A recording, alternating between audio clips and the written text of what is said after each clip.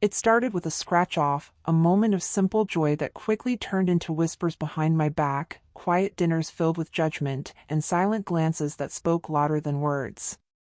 My own family doubted my mind, my choices, and even my right to control my life.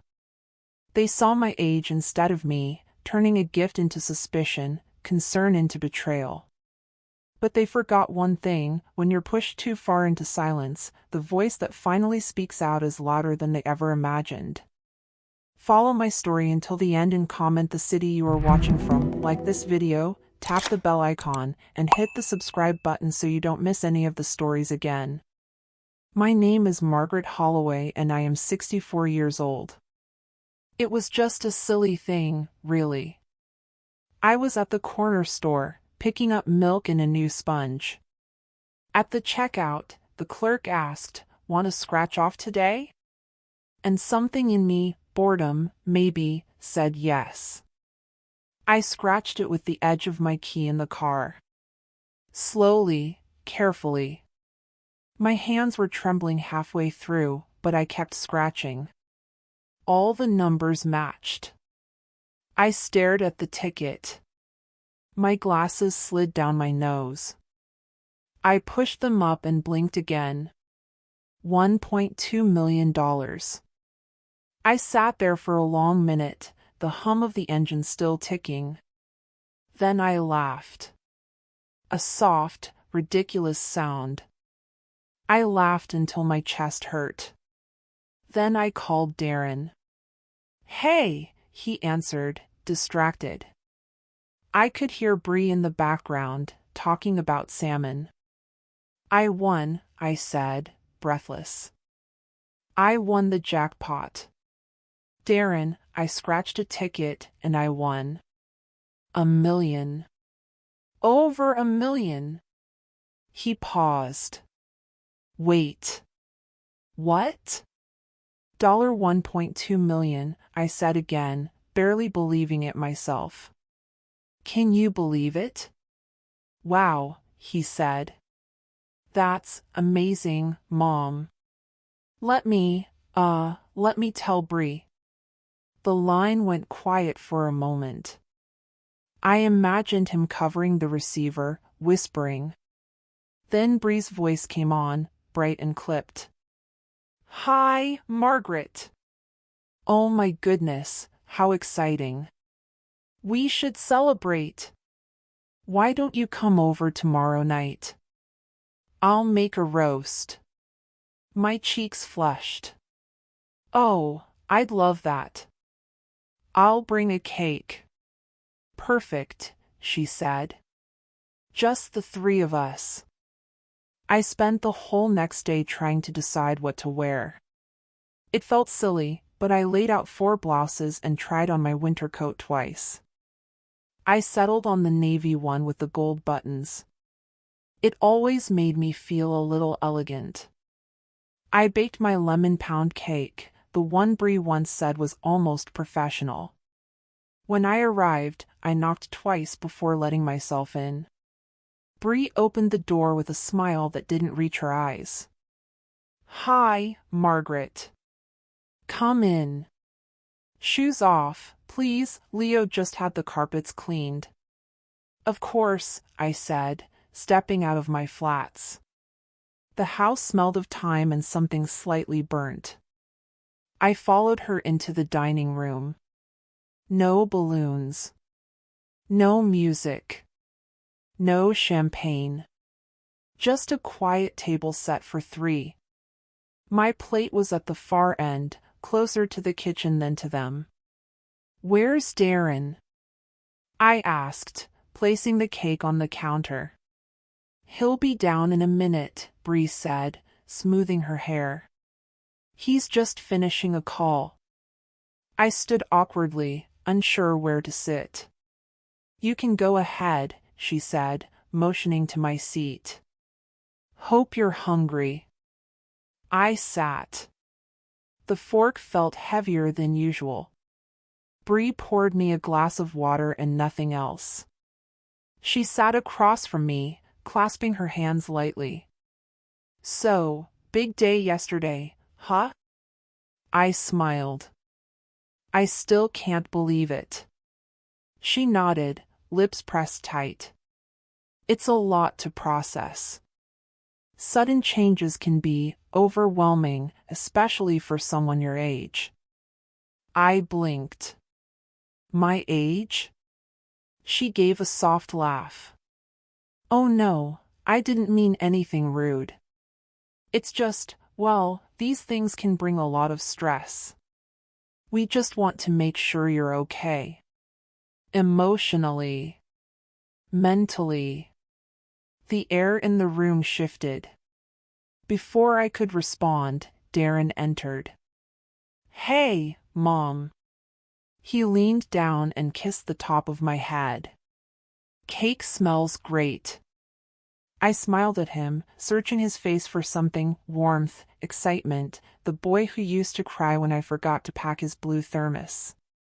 He pulled out a chair beside Bree and Saturday. So, how does it feel? Being a millionaire?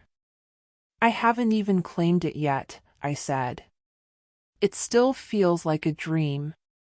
He chuckled. Well, if you need help sorting it all out, we're happy to help. You know, with finances, legal stuff. Bree nodded. Exactly. We actually know a wonderful estate attorney. Older woman. Very patient.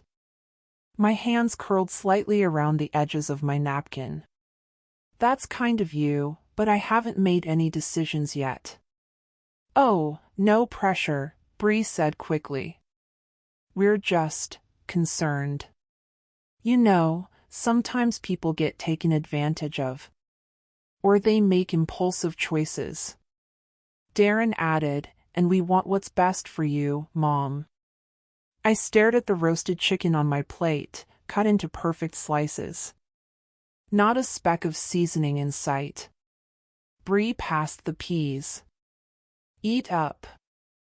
I took a bite, chewing slowly. My mouth felt dry. I thought we'd be popping champagne tonight. We didn't want to overwhelm you, Bree said. But thank you for the cake, Darren added, his fork scraping across his plate. It's always been your specialty. I looked at him. You used to call it sunshine in a slice. Remember that? He smiled, but it didn't touch his eyes. Yeah. We ate mostly in silence after that. Bree cleared her throat as she poured coffee. We've been thinking.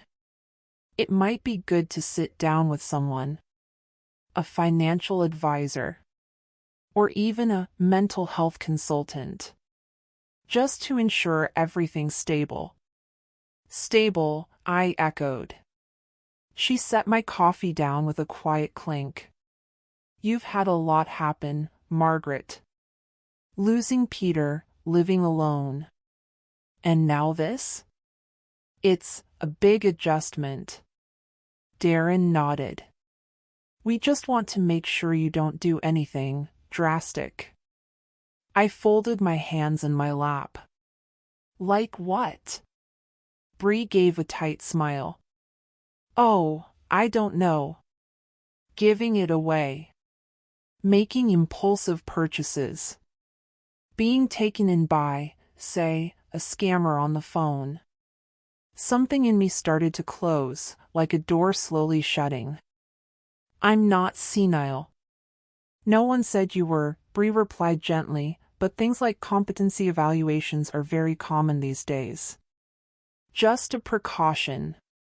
Competency? Darren shifted. Mom, come on. Don't take it the wrong way. We just care.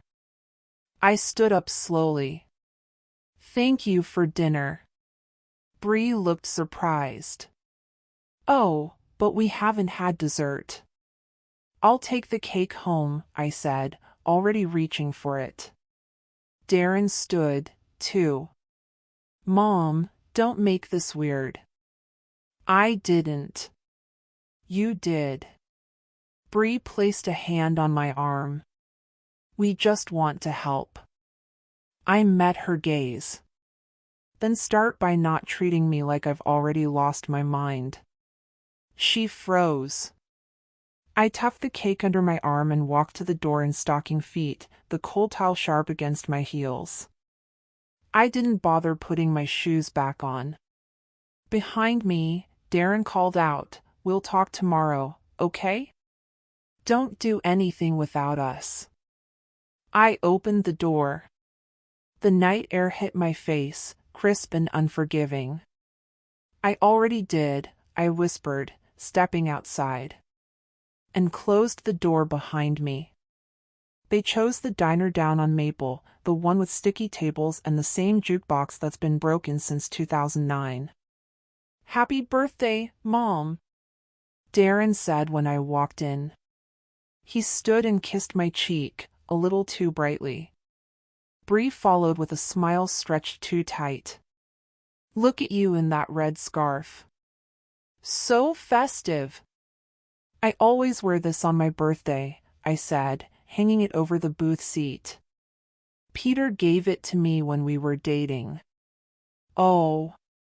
That long ago?" she said, sliding into the booth across from me. I nodded and sat between Darren and Ava. She didn't look up from her phone. "Hi, sweetheart," I said gently. "How's school?" Ava shrugged. "It's fine." Darren handed me a menu. "Anything you want, Mom. Don't even look at the prices." I smiled. "I won't." The server came by, young, pink hair, nervous. Bree ordered for all of us. I noticed. She didn't ask what I wanted. "Egg salad sandwich and tomato soup," she said. "Easy to chew, right?" I blinked. I could've. "It's your favorite, isn't it?" she added quickly, without looking up. I folded the napkin in my lap. It was. 10 years ago. Darren chuckled awkwardly. Bree's just trying to make things easier. "For who?" I asked softly. He didn't answer. I watched as he stirred his coffee slowly. Then I noticed something else. He kept glancing at me. My hands. The way I picked up the spoon. I raised my eyebrows. "Is something on my face?" "No," he said. "Just thinking. You're steady today." "Steady?" Bree leaned in. "He means you seem really sharp. Rested." "That's good." I narrowed my eyes. "Why wouldn't I be?" "Just asking." "No need to be defensive," she said lightly. The soup came. Lukewarm. Darren buttered a piece of bread and passed it to me.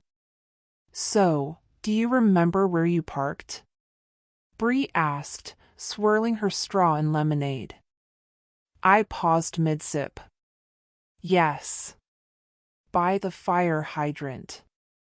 "Right." "The red one, near the stop sign?" she asked, her voice overly cheery. "Yellow, actually. Darren dropped me off last time." "You should know."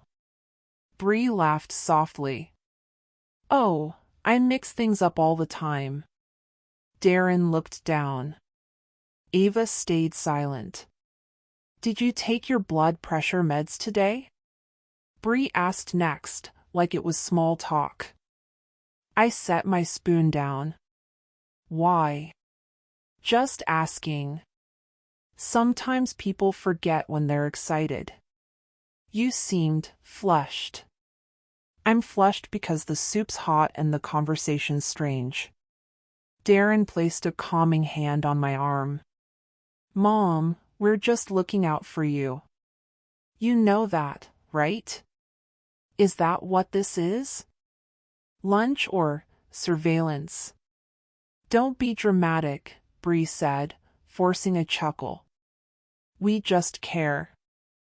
I looked at Ava. You've barely said a word. Cat got your tongue? Ava glanced up, then looked away again. I didn't want to come. Ava, Bree warned. It's fine, I said quickly. At least she's honest. Just then, Mabel came through the front door, sunglasses on, hair a bit wild. Mabel! I called, waving. She spotted me, grinned, and made her way over. Well, if it isn't the birthday girl. Bree's smile dimmed. Darren looked tense. Mabel leaned down to hug me. You okay? She whispered. They're treating you like you've lost your marbles. I blinked. You noticed that too? Girl, please, she muttered, squeezing my shoulder. Your son's been eyeing you like you're about to eat your soup with a pen. Mabel, Darren said with a polite nod. Didn't know you were joining us. Didn't plan to, she said with a smirk. Just came to drop this off. She handed me a small wrapped gift, lavender soap and a card with pressed violets. You've always had good taste, I told her. I'm not the one trying to evaluate your brain function with a lunch menu, she muttered. Bree cleared her throat. It's getting late. Ava has tutoring. Already? I asked. We just got here. She's behind in calculus, Bree said, standing. Needs all the time she can get. Darren stood too. We'll walk you to the car. I can find it myself, I said. It's no trouble. We stepped outside. Darren stayed close. You sure you're okay driving? I've been driving longer than you've been alive, Darren. He sighed. All right. Just checking. Bree kissed my cheek. Happy birthday. Let's talk soon. About next steps. Next steps? She smiled. Retirement planning. Future care. Just casual things. I didn't ask for help with that. We know.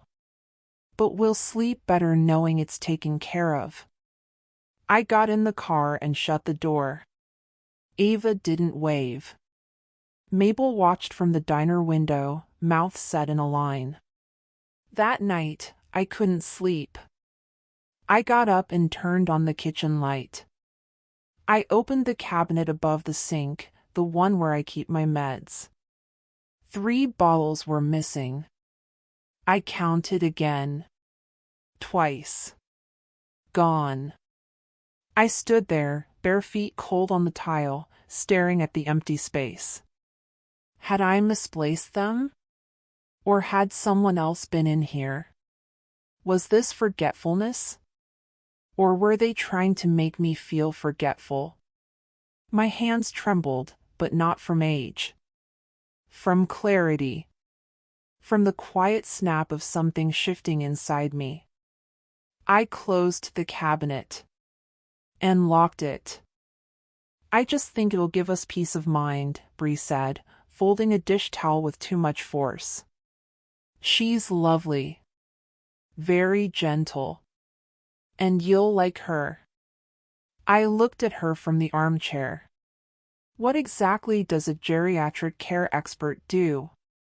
She just helps older adults get organized. You know, legal stuff. Medical coordination. That kind of thing. I'm not disorganized. I didn't say you were. She turned and smiled. This is proactive. Responsible. I haven't asked for help. You don't have to. Family step in out of love, Margaret. She always used my full name when she wanted control. There was a knock at the door. Oh, good, that's her. Bree smoothed her sweater and went to answer it. The woman who stepped in had kind eyes and short gray blonde hair. She wore a pale blue blazer and held a thick clipboard pressed to her chest. Hi there, she said brightly. I'm Dana. Thanks for having me today. I stood. Let's get this over with. Dana smiled. Of course. Just a few simple questions to get a baseline. I sat back down. She took the chair across from me, already uncapping her pen. Can you tell me what day of the week it is? Wednesday, I said. And the full date? June 14th. Good. And who's the current president? I hesitated, blinking. Biden. Dana nodded and jotted something down. Okay. Now I'm going to say a sentence, and I'd like you to repeat it backward. I turned to Bree. She was in the kitchen slicing apples with rhythmic, even strokes. I looked back. Why am I doing this? Dana tilted her head. It's just standard cognitive screening. Nothing to worry about. Bree chimed in from the kitchen, her tone too light. It's like a wellness check for your brain, Mom. My brain doesn't need a wellness check. My children do. Dana smiled like she hadn't heard me and continued. Repeat after me. The blue car drove fast down the hill. Now say it in reverse. I sighed. Hill the down fast drove car blue. She marked something again. Almost. Next, I'll need you to draw a clock showing 10 past 11. A clock? She pulled a pen and small notepad from her clipboard and handed them to me. I took the pen slowly. My hands weren't shaking, but I felt like they should be. I drew the circle, the numbers, then placed the hands. When I handed it back, Dana glanced at it for just a second too long. Perfect, she said, but I didn't believe her. She stood. That's all I need.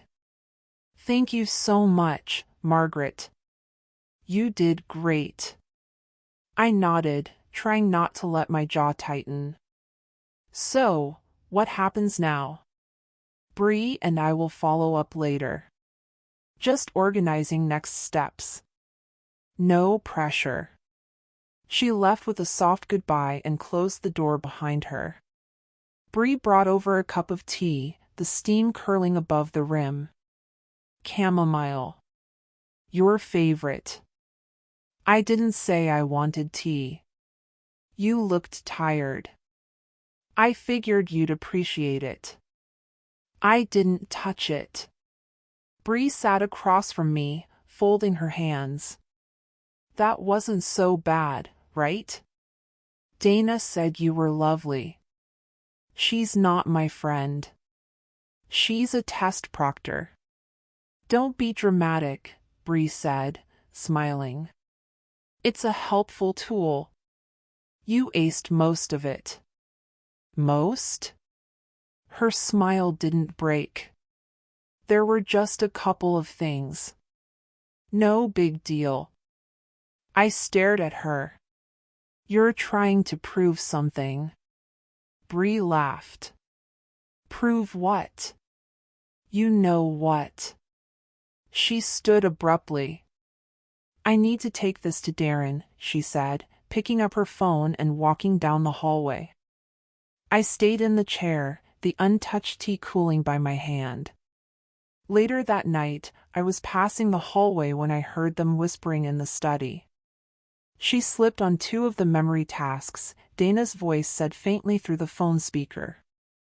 That's enough to raise some concerns.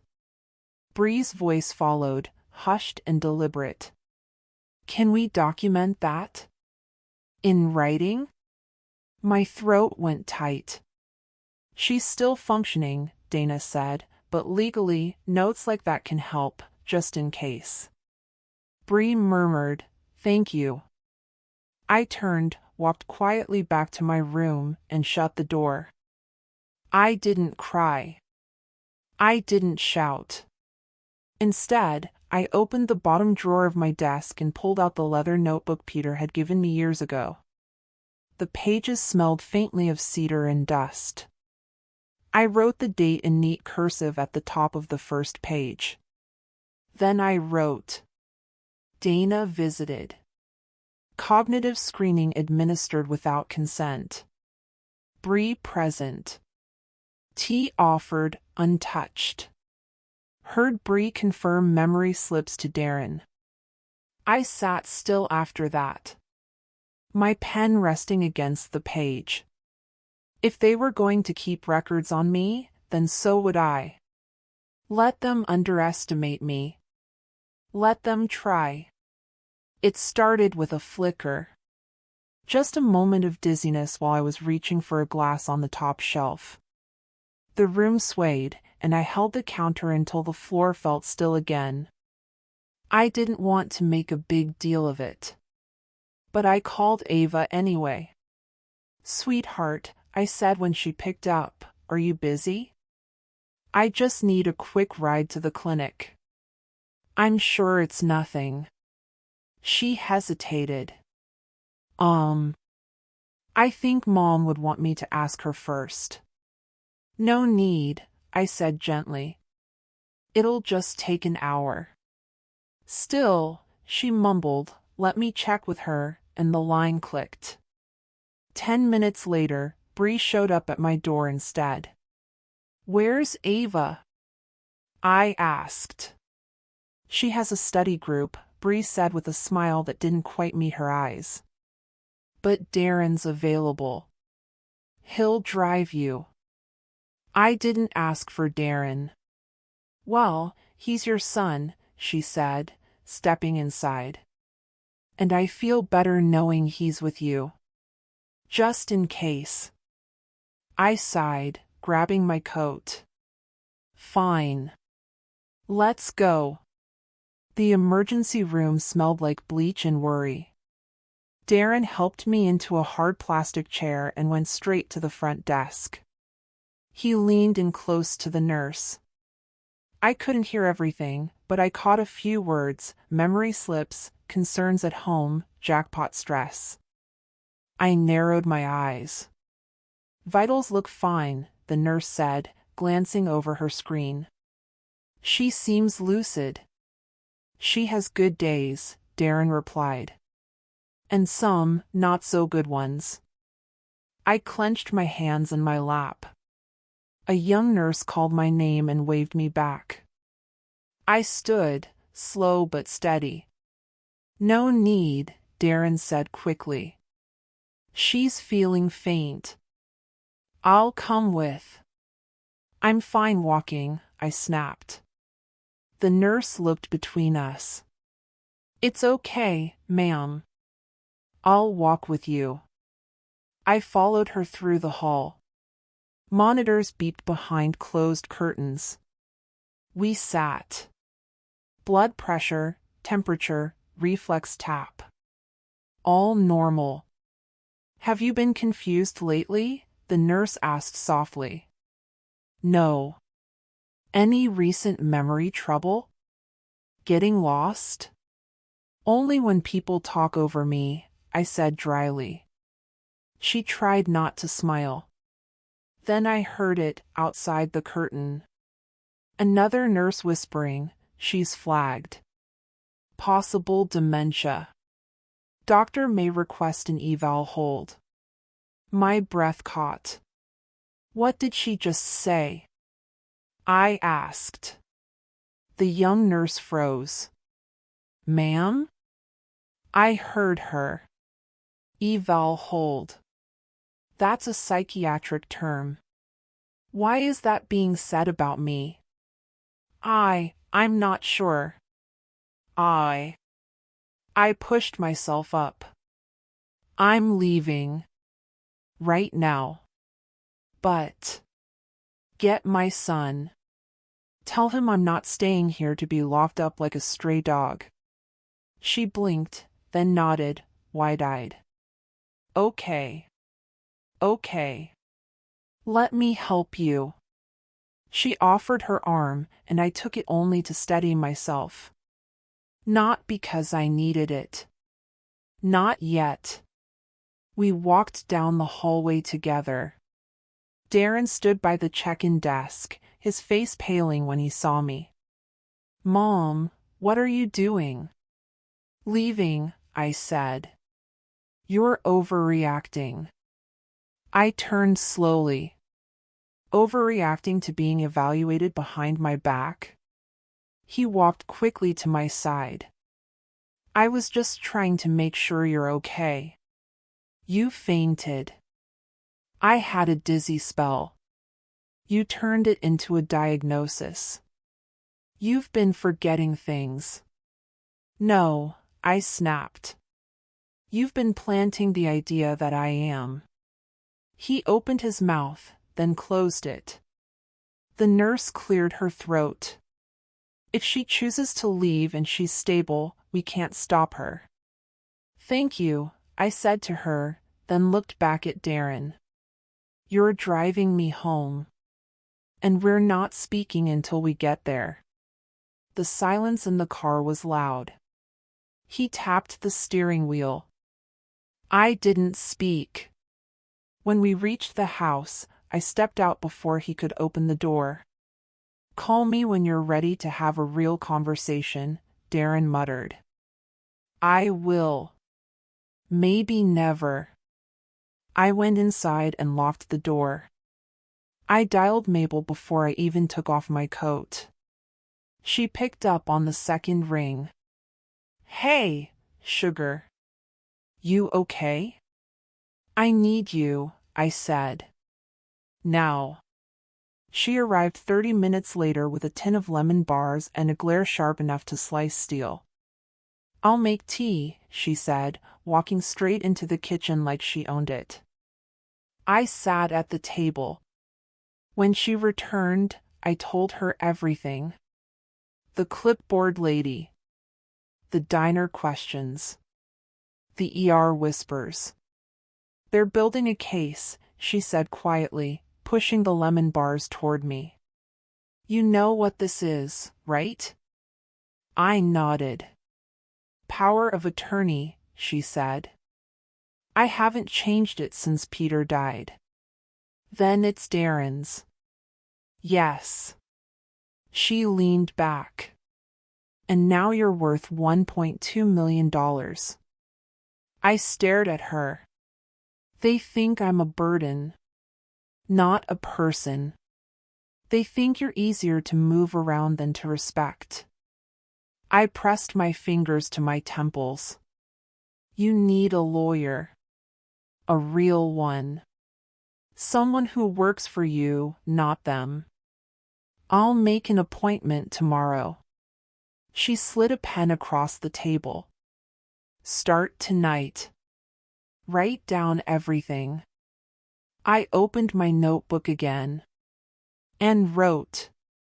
They tried to hold me at the hospital. I heard them. I heard them. The ink trembled, but the words were steady. Second floor, back corner. Past the genealogy microfilm, Monica had said on the phone. Wear something neutral. So I did. Beige coat. Quiet shoes. Nothing that said anything at all. The library was warm and smelled like paper and patience. I passed students hunched over laptops, a man muttering to himself at a copier, and a boy playing with a zipper on his backpack. It almost felt peaceful. Monica was already there, seated at a small table tucked beside the window, surrounded by dusty legal volumes. She wore a gray scarf, her hair pinned back in the same no-nonsense twist I remembered from Peter's funeral. I sat down across from her. She didn't smile, just folded her hands and looked at me. You took your time, she said. I had to be sure. And now? I swallowed. Now I'm sure. She nodded once, then pulled a yellow notepad from her bag. Tell me everything. So I did. I told her about the scratch-off ticket. About the cold birthday lunch, the woman with the clipboard, the emergency room visit. The missing pills. The whispers. She didn't interrupt. Just wrote, line after line. When I finished, she set the pen down. They're building a case. My chest tightened. A legal case? An informal one first. Emotional, manipulative. But they'll make it legal soon enough. They're laying a trail, forgetfulness, health scares, concern. Once they get a doctor or a court to agree, it's over. I stared at the books behind her. They think I don't know what they're doing. They're counting on that. I looked at my hands. What can I do? Monica pulled out a slim folder. First, we revoke everything. Old medical directives. Financial powers. You haven't changed your paperwork since Peter passed, have you? No. She slid the first sheet toward me. Then Darren holds your power of attorney. I hesitated. He's my son. That doesn't mean he's on your side. I looked at her. She met my gaze. Margaret, if they declare you unfit, he can sell your house. Lock you in a facility. Cut off your access to everything. And it would be legal. My hands trembled. She noticed but didn't say anything. Sign here, she said softly. I picked up the pen. And here. I signed again. She slid a new form across. This makes me your legal counsel. You need someone who doesn't call you mom while plotting behind your back. I don't have much time, do I? No, she said. But you still have control, for now. So we act. Quietly. Strategically. I pressed the pen into the page until the tip bent slightly. They think I'm soft. Monica leaned forward. Then let them. I blinked. Let them think you're slow. Fragile. Tired. Meanwhile, we'll gather what we need. Copies of their messages, records of doctor visits, every insult disguised as care. You write it all down. I already have a notebook. Good. Keep it close. That's your sword. I exhaled. He used to call me his angel. Now he's trying to erase me. He doesn't know who he's dealing with. For the first time that morning, I smiled. Monica gathered the forms, slipped them into her bag. I'll file the revocations today. And I'll get a copy to you, hide it somewhere safe. Will this hold up if it goes to court? Yes. But we'll need more. Like what? Witnesses. Patterns. Evidence. We build a case just like they are, but better. I stood. I walked here. I needed the air.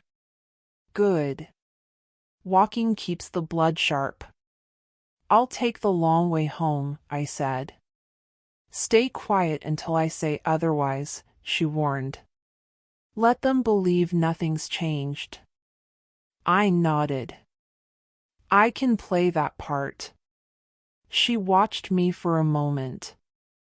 They underestimated you. Most people do. I left the library, papers zipped into my coat. I walked through the park, slow and steady. A toddler squealed by the swing set. His mother chased him, laughing. An older man fed birds with a loaf of torn bread. A teenager rested her head on her grandmother's shoulder, giggling at something on a phone screen. I used to picture myself there. One of them. Part of something soft and simple. But now I knew better. Now I knew what it looked like when love turned into strategy. When concern became camouflage. They thought they were building a case against me. But I was building mine, too. We just want today to feel easy, Bree said, opening the door with her usual too-wide smile. Just lunch and a little heart-to-heart. I nodded, stepping inside. The dining room table was set, but too neatly. No food yet. Just cold water in 3 glasses and a file folder off to the side, half tucked beneath a napkin. Darren stood by the window, arms folded, face unreadable. And this, counselor? I asked.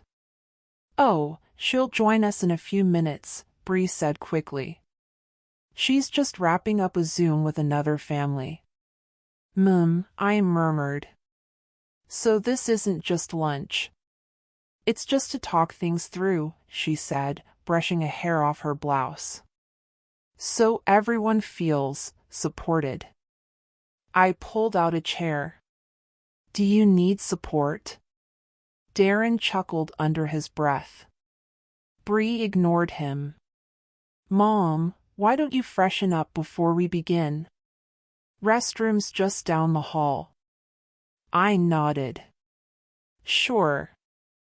I walked slowly down the hallway, my shoes soft on the hardwood.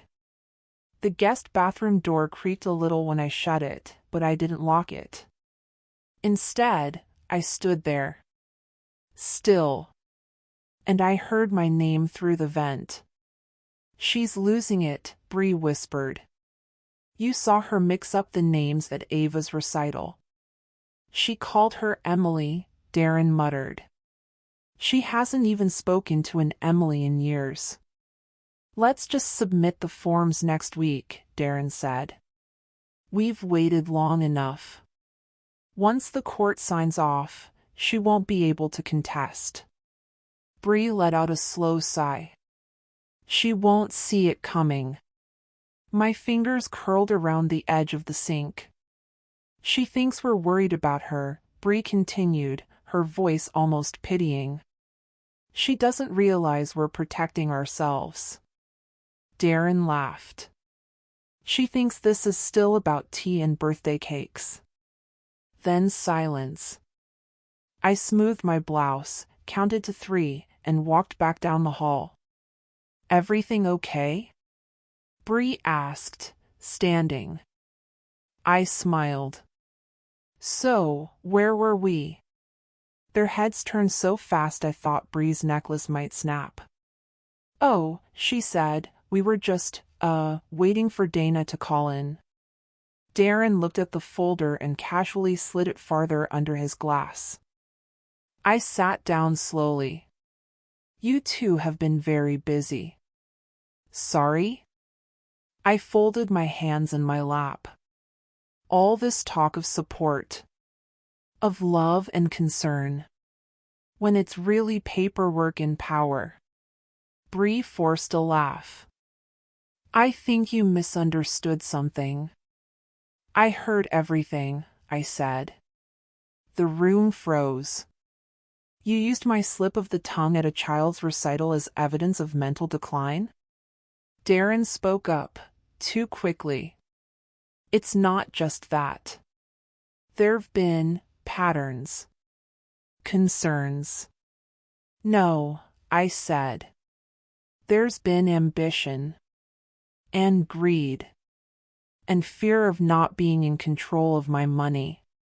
He blinked. Mom, that's not fair. You're right, I interrupted. What you're doing isn't fair. I reached under the table and opened my phone. My hands didn't shake. I typed one line and hit send. Move up the date. They're ready.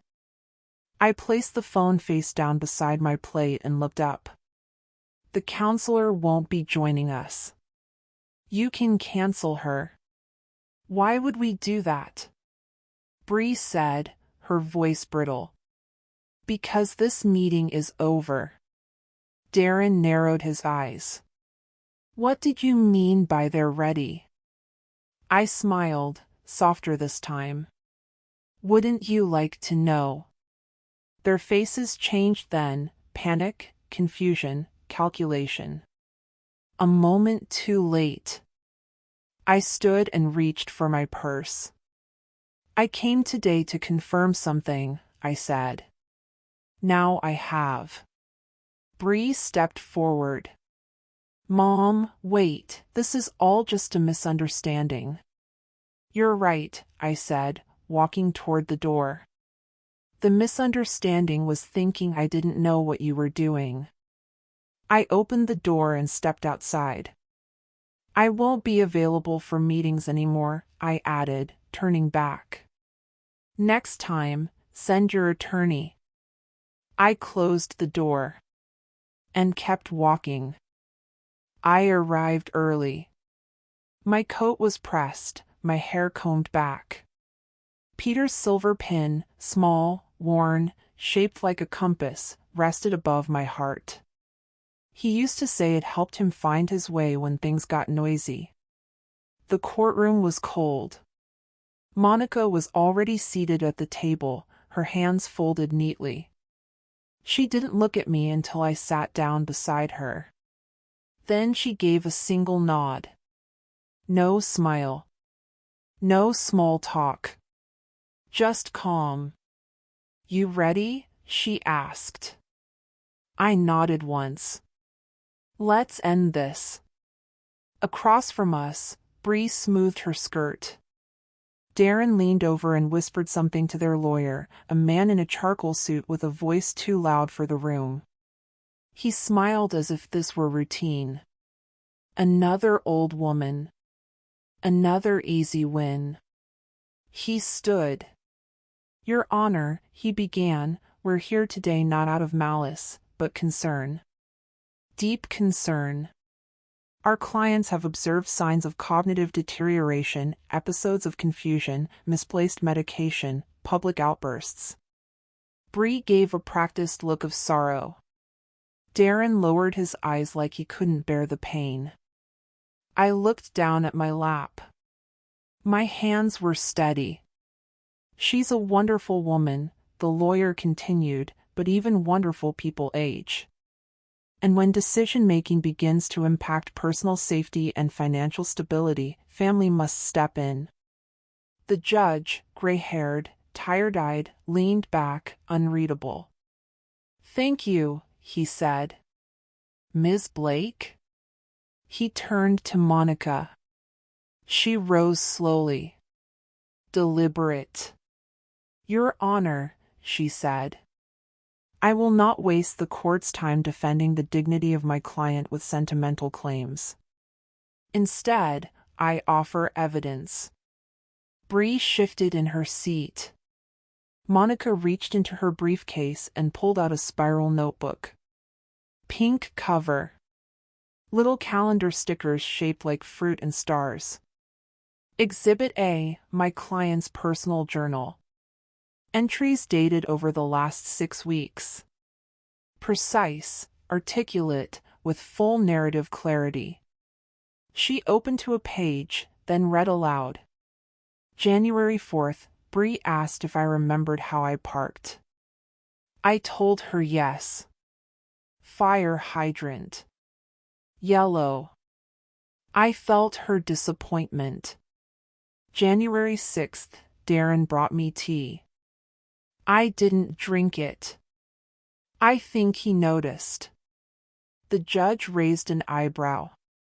Monica continued.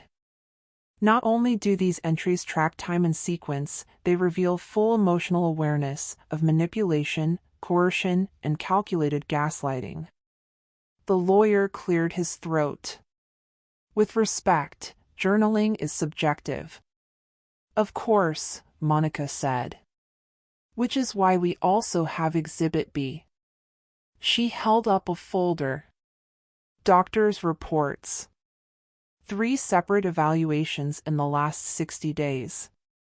All stating Margaret Holloway demonstrates no signs of cognitive decline. She handed the papers to the clerk.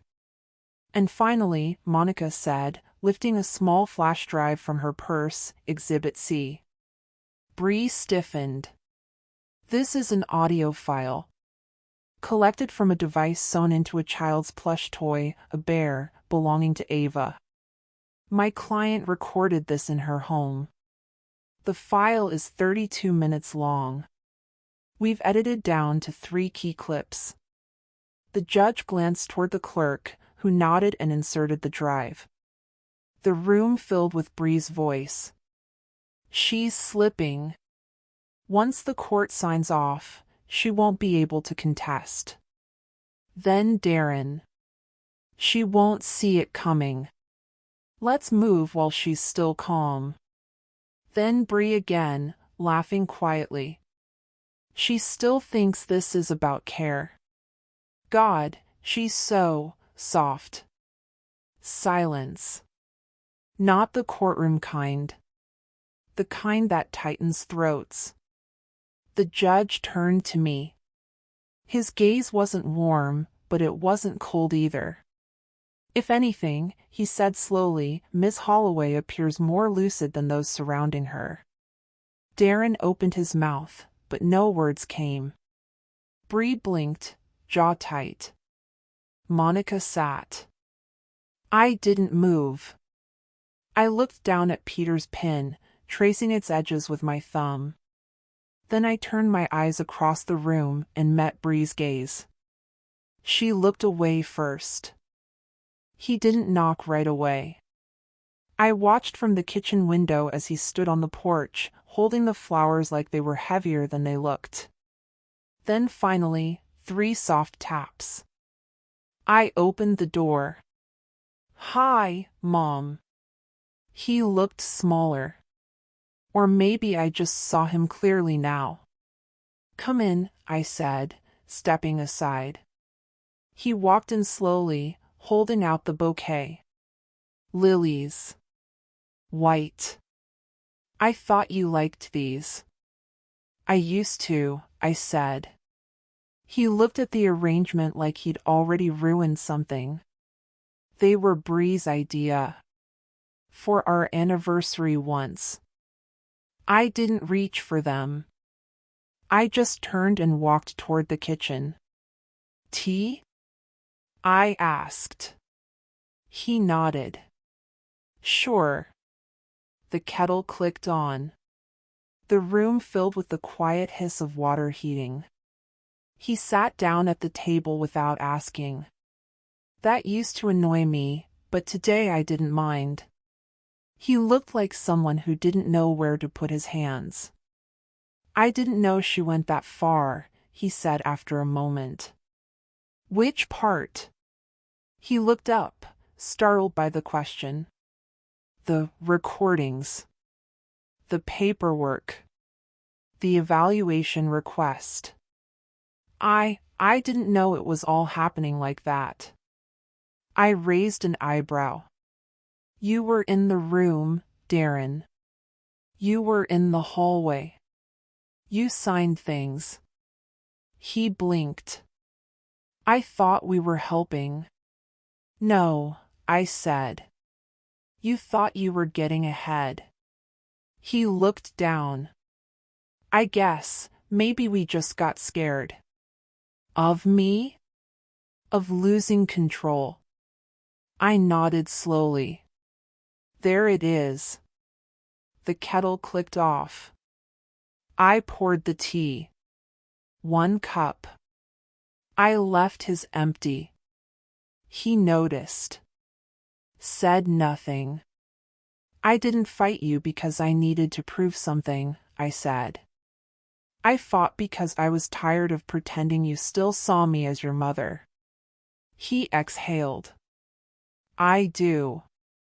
You let her speak for you. She's persuasive. She's cruel.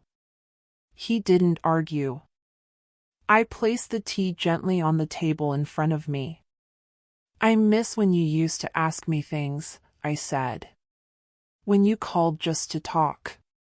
When I was someone, not a problem to manage. He looked away. Do you know what the worst part was? I asked. He didn't answer. It wasn't the forms. Or the hospital. It was the recital. The moment I called Ava the wrong name and Bree used it as her linchpin. You didn't correct her. You didn't protect me. I didn't think it mattered that much. To who? To you, he said softly. I let the silence hold. I watched him sit with it. Can we try again? He asked, finally. Start fresh? I tilted my head. What would that look like? I don't know, he admitted. Dinner sometimes. Holidays. Maybe a weekend visit. I'm moving. His head snapped up. What? I found a place. Small cottage outside the city. Near the lake. You're just leaving? There's less shadow out there. Fewer people watching the clock to see if I still know what day it is. But this is your home. It was, I said. Until you and Bree made it into a checklist. He swallowed. We'll visit. I smiled, just enough to be polite. Let's not make promises we can't keep. He looked at the flowers again, then stood. Should I leave these? If you like. He placed them on the counter and didn't look back as he walked to the door. The latch clicked. He was gone. Later that afternoon, the little girl from next door was skipping rope by her gate. Lucy, I called gently. She looked up and ran over. These are for your mom, I said, holding out the bouquet. She beamed. They're so pretty. Thank you, Miss Holloway. I smiled. Tell her they came from a man trying to be sorry. But not quite ready yet. She giggled, not understanding. Okay. She skipped away, flowers bobbing in her arms. I turned back toward the house. The counters were cleared. The light was soft. My suitcase was already packed. The deed had been signed over yesterday. Not to Darren. Not to Bree. To me. And soon, to no one. I took a deep breath, feeling the air fill my lungs, calmer than I'd felt in years. The community center was simple, not grand. I liked it that way. The plaque beside me read clearly, "The Holloway Garden of Renewal." Each letter shone, but the meaning was brighter. Friends, neighbors, and even Bree and Darren had come, their curiosity thick in the air. I knew they expected confusion, maybe even embarrassment. I smiled softly to myself. For the first time, their whispers didn't sting. Mom, Darren approached, his voice honeyed with false concern. Are you sure you wouldn't rather sit? We're all worried. I gently raised my hand. I'm exactly where I need to be, Darren. He shifted uneasily, stepping back as the murmurs in the room faded. Bree was silent, her lips tight with something like resentment. My friends, I began, I've invited you here today not to celebrate me or pretend at happiness. We've all had enough pretending. A few nods. They understood. More than I realized, perhaps. You see, I continued quietly, steadying my voice, this center, this place of healing, has been anonymously funded by someone you all know. Whispers fluttered through the small crowd. Confusion. Curiosity. Darren's face twisted slightly, something sour behind his eyes. I held his gaze calmly. I'm that someone. I paused, letting the gentle gasp ripple softly. But it's not about me. It's about women like me, over 60, alone, isolated, or silenced by those who pretend to care.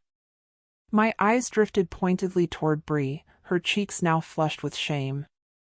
Darren cleared his throat uncomfortably. This is a safe place, a garden for renewal and growth. It's my gift, my choice to give without asking anyone's permission. My voice rose, clearer now, confident. Sometimes the strongest act is the quiet one, unseen until it's ready to bloom. I met Bree's eyes again, briefly. She looked away.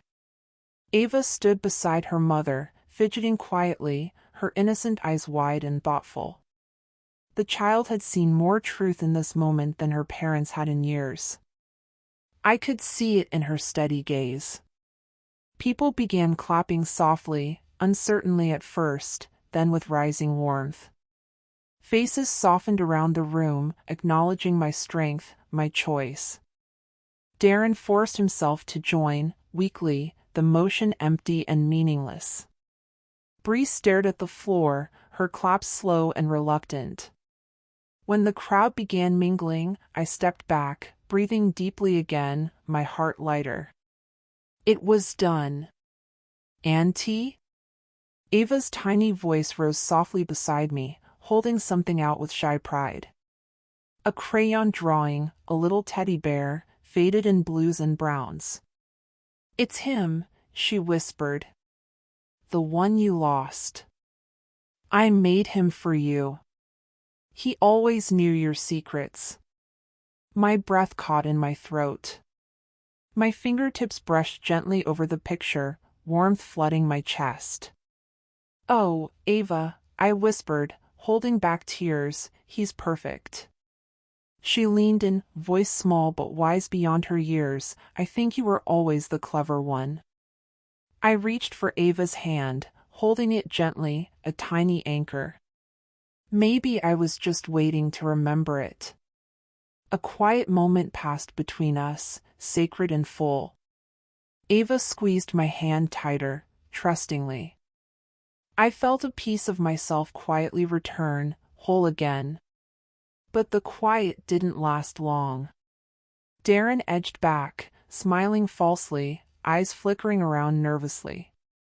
Well, this was certainly a surprise, Mom. Surprises are good for the soul, Darren. I looked directly into his face, calm yet unwavering. Especially when they're honest. He swallowed, eyes narrowing, uncomfortable under my quiet scrutiny. If you'd mentioned you wanted to donate, I could have handled it. That's the beauty of it, I interrupted softly, not harshly. It didn't need handling. This was my voice. Bree stepped closer, hesitant. You've certainly made yourself clear, haven't you? Her tone barely masked anger, her eyes daring me. I held her stare firmly, yet kindly. Have I? I smiled faintly. Well, then, good. She flinched, stepping back slightly. I could feel the shift, the subtle tipping of power. Bree had lost something she'd once held over me. The power had quietly changed hands without a single harsh word spoken. The room had emptied slowly, leaving only lingering whispers of congratulations, gratitude. I let it soak into me, knowing I'd finally earned the respect that had always seemed just out of reach. "Come on, Ava," Bree called sharply, turning her back. Ava hesitated, squeezing my hand once more before releasing it. She paused, giving me a small, meaningful smile before following her mother. I stood alone again, but not lonely. Never again lonely. Darren lingered at the doorway, shifting awkwardly, eyes uncertain. "So this is it, huh?" he asked hesitantly, attempting a weak laugh. "Your big stand?" I studied him quietly, understanding more clearly than ever how much he misunderstood me. "It's not about making a stand, Darren. It's about making a difference. On my terms." He nodded once, slowly, still unsure, and finally turned to leave. I lingered in the silence, the community center echoing faintly with voices and footsteps long past. My fingertips brushed again over Ava's drawing. In her simple gift lay the purest truth: kindness didn't always mean silence, and strength wasn't always loud.